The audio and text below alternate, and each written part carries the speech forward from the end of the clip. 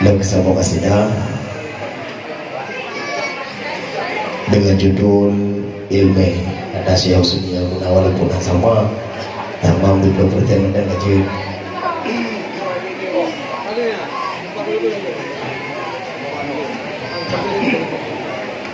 kepada malam ratib subah maghrib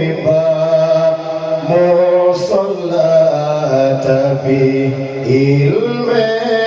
terhanasir cukup sakit sia-sia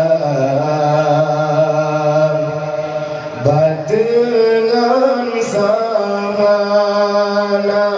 mekri mesucihan cara ibadah kalam jahi fahlar mufumhana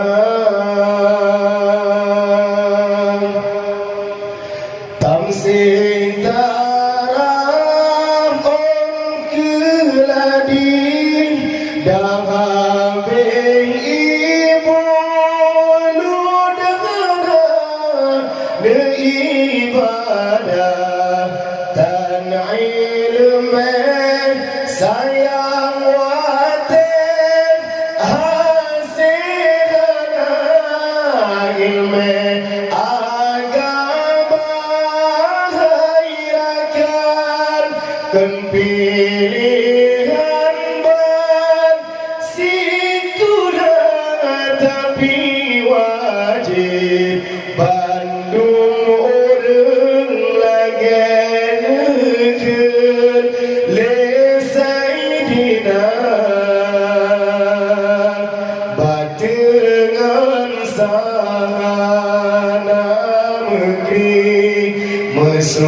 mesucihan mewacara ibadah kalam jahi fahlar mufumhana nyokebul cahude susah masalah berumah tangga hanjur tak perlu bina hanjur tanya jaga tutur sering dalam salam kaim lam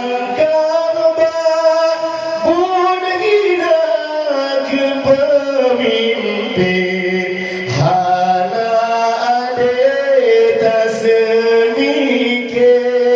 bertoihana tahu deprem tan jaminan ajaikan baja roh hamba ilme tuntun rijal kesempatan